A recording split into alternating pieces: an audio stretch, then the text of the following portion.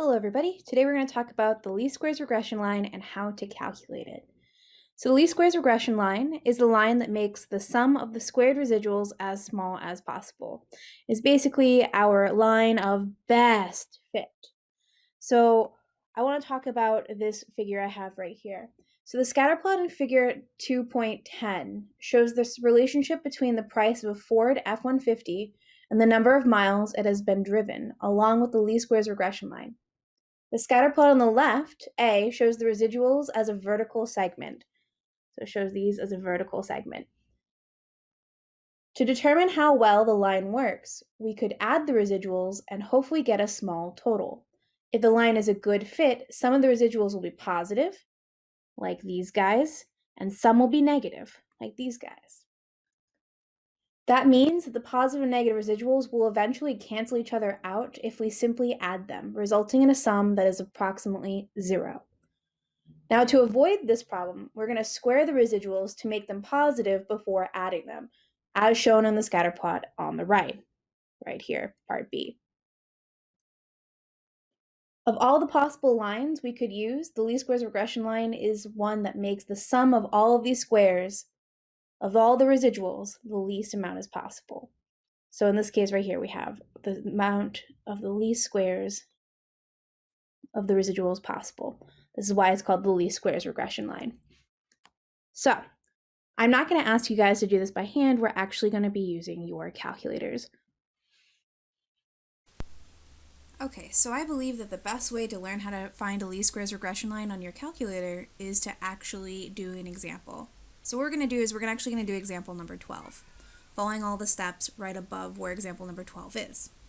So for example number 12, we have a table that shows the height in feet and the maximum speed in miles per hour for a random sample of 7 roller coasters from the roller coaster database, which you can actually find at rcdb.com if you're interested.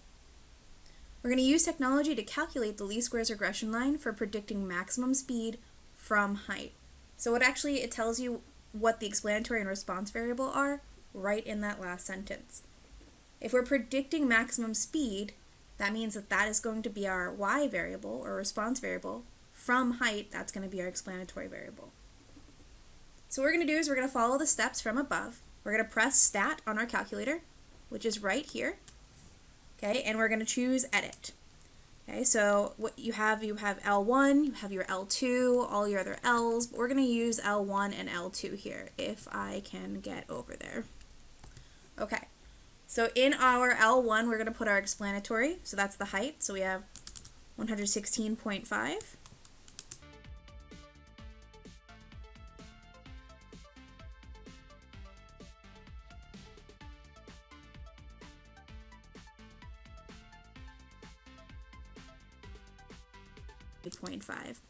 Remember always to check these lists just to make sure that you have nothing wonky going on there.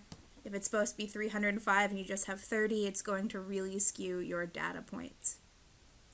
Now, from here it says to press stat and arrow over to calculate. So we have stat, calculate, and it says to choose linear regression A plus BX, which is actually number 8.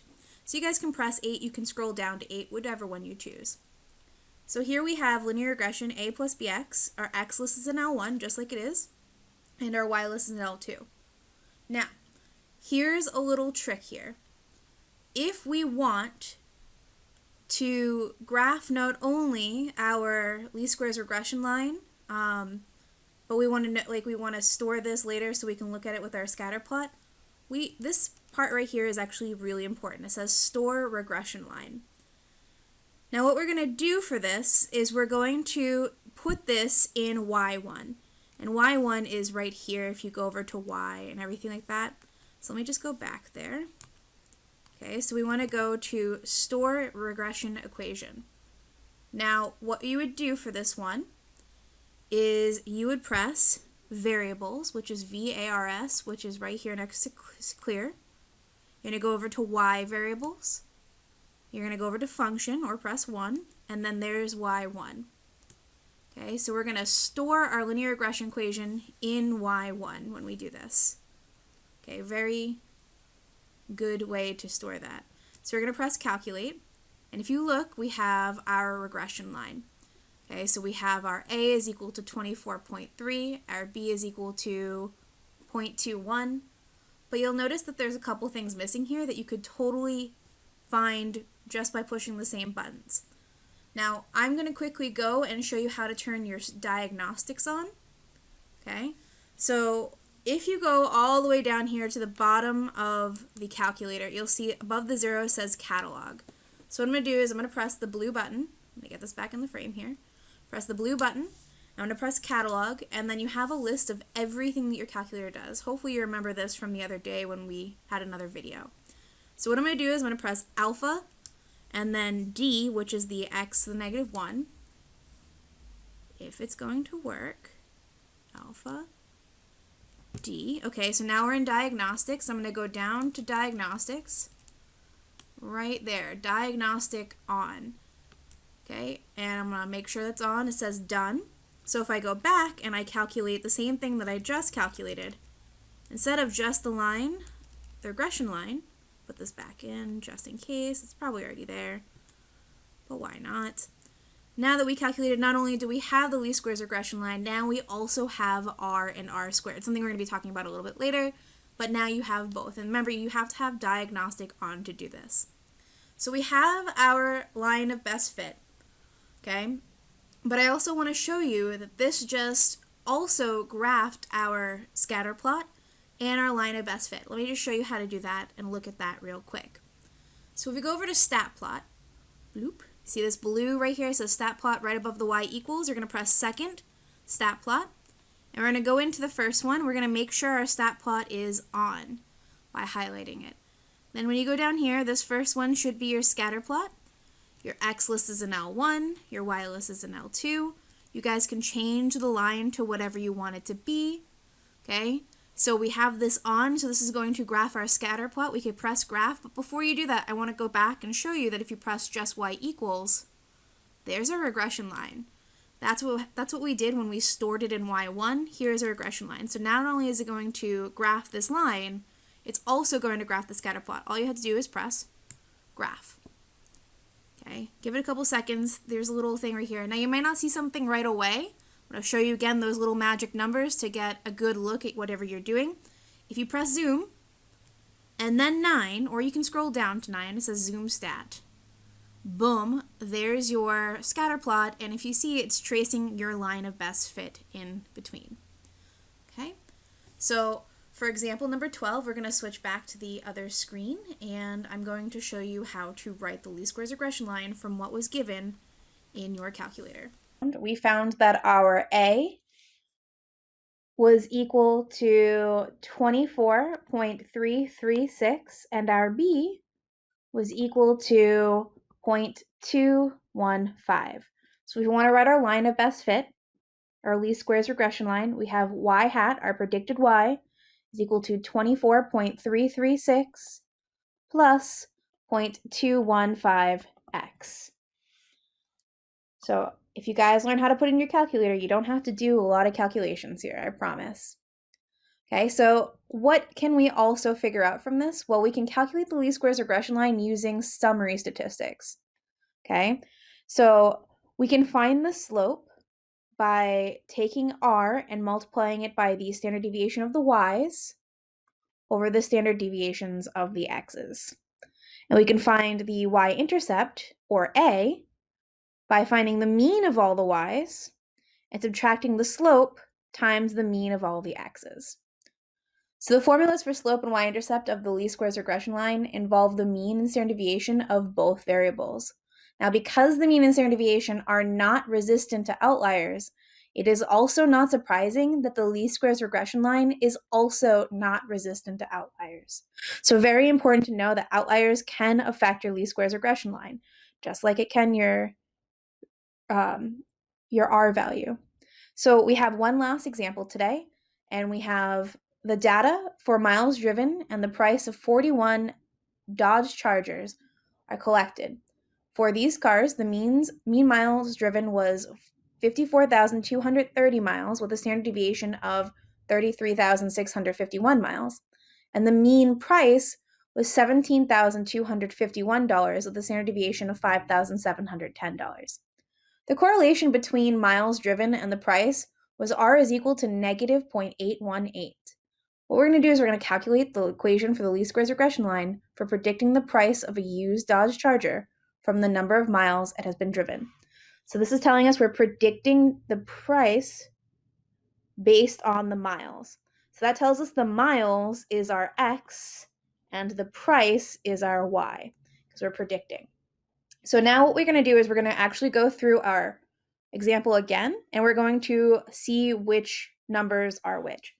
So the mean miles driven, that's our X value.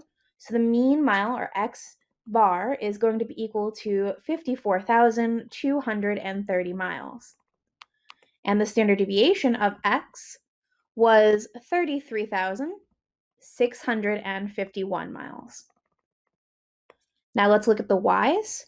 That was our price, and our mean price was $17,251, and our standard deviation of price was $5,710. And the last thing we had here was that R was equal to negative 0.818. Okay, so now we have everything we need. We just need to put it into our equations. So the first thing we always need to find is our slope, because we actually can't find the y-intercept without knowing the slope. So we know that b is equal to r times the standard deviation of y times the standard deviation of x. So we know that it's equal to negative 0.818 times the standard deviation of y, which is 5,710, divided by our standard deviation of x, which is 33,651. I don't know why that dot's there. Go away, dot. Okay. So now all you have to do is pop this into a calculator, and you will get negative 0.1388. Now I'm just keeping them rounded to about 4 decimal places for this. You could round it to the nearest tenth if that's what you really want to do. But we're going to keep it a little wider right now, just because this is our first example.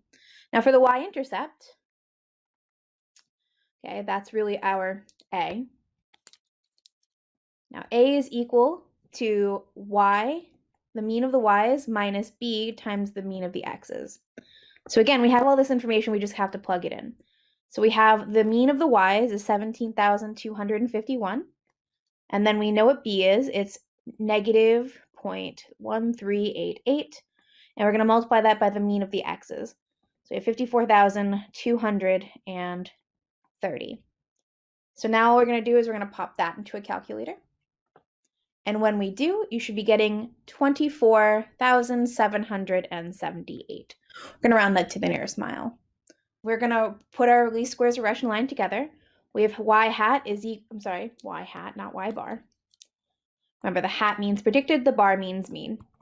So we have y hat is equal to 24,778 minus 0.1388x.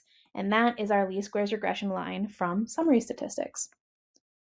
Okay, so there's no way to do this one on the calculator, but if you need to find the least squares regression line from a data table, you can use the calculator for that. So this is actually the end of today's notes. What you're going to do is you're going to go into Google Classroom and see what your daily work for the day is. It follows what we just did right here.